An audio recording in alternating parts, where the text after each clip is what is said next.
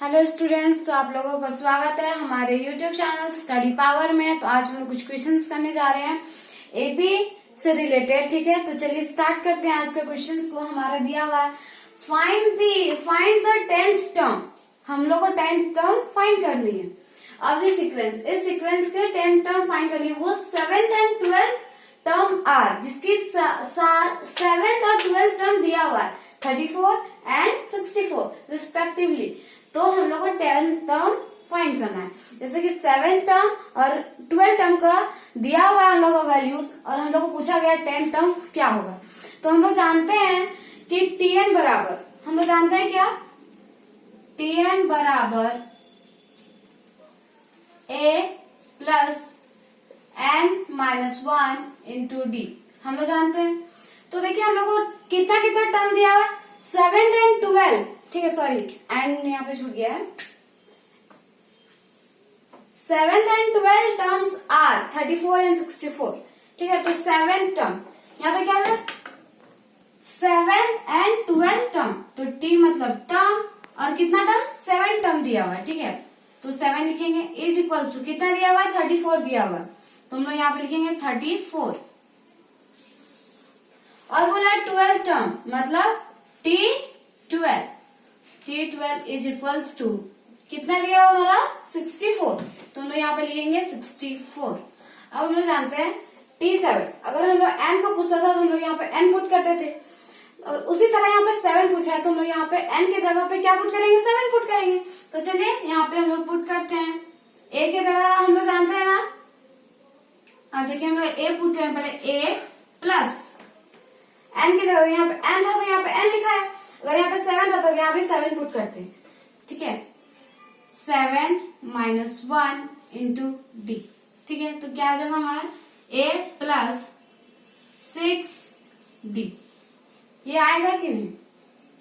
अब उसी तरह यहाँ पे n था तो हम लोग n पुट करते हैं, यहाँ पे 12 है, यहाँ पे 12 है तो यहाँ पे हम लोग क्या पुट करेंगे, 12 पुट करेंगे। तो चलिए a प्लस कितना हो जाएगा हमारा, 12 माइनस 1 इंटू डी। ठीक है, ये हमारा हो जाएगा 64। तो ये हमारा कितना होगा, a plus 11 D is equals to 64। ये हमारा इक्वेशन 2 मान लीजिए, और ये इक्वेशन 1। अब चलिए इक्वेशन 1 और इक्वेशन 2 को हम लोग सॉल्व करते हैं। तो चलो सॉल्व करते हैं। सॉल्विंग इक्वेशन 1 एंड 2, यहाँ पे 1 और 2 को हम लोग सॉल्व करते हैं।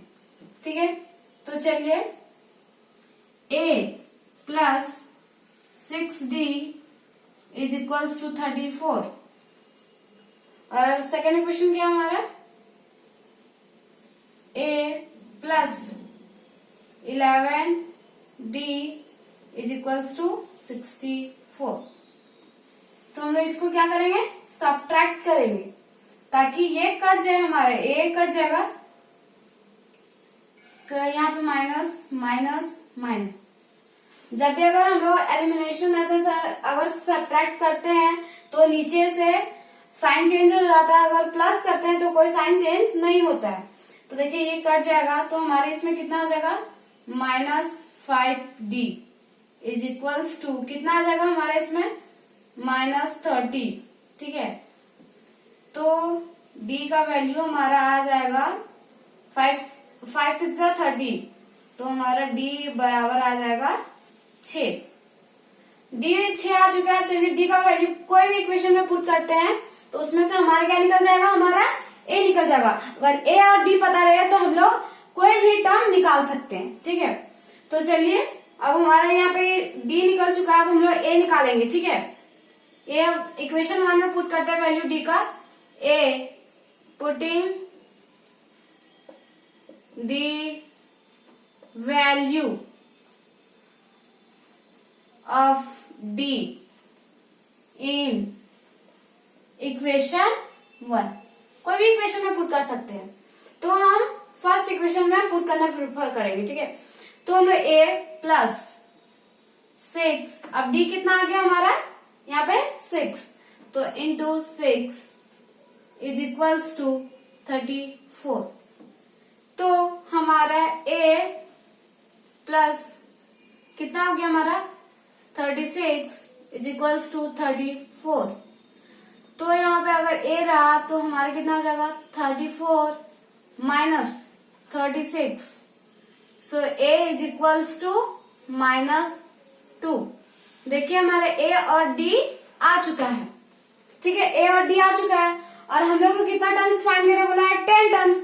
और हम लोग 10 टर्म्स अब कैसे फाइंड करेंगे, तो कुछ नहीं करना है इसमें, यहां तक आप लोग लिख लिए। तो देख लीजिए उसके बाद अगर हम लोग को देख लीजिए d भी हम लोग को पता चल गया है, a भी पता चल गया है, तो अब हम लोग 10 टर्म फाइंड करेंगे, ठीक है। तो 10 टर्म कैसे, t10 हम लोग को फाइंड करने बोला गया था, तो हम लोग जानते हैं देखिए यहाँ पे 10 अगर रहेगा तो यहाँ पे 10 हम लोग पुट करेंगे, तो उसी तरह इसमें भी लिखना है a प्लस 10 -1, ठीक है, इंटू d। a हम लोग को पता है -2 प्लस, और उसके बाद यहाँ पे 10 -1 9 और d हमारे कितना निकल के आया था 6, तो हम लोग यहाँ पे लिखेंगे 6। अब कीजिए कितना आएगा -2 प्लस 9 6 54, तो यहाँ पे हम लोग 54, तो हमारा कितना आ जाएगा 52। सो t10 विल बी हमारा कितना आएगा 52। So option will be option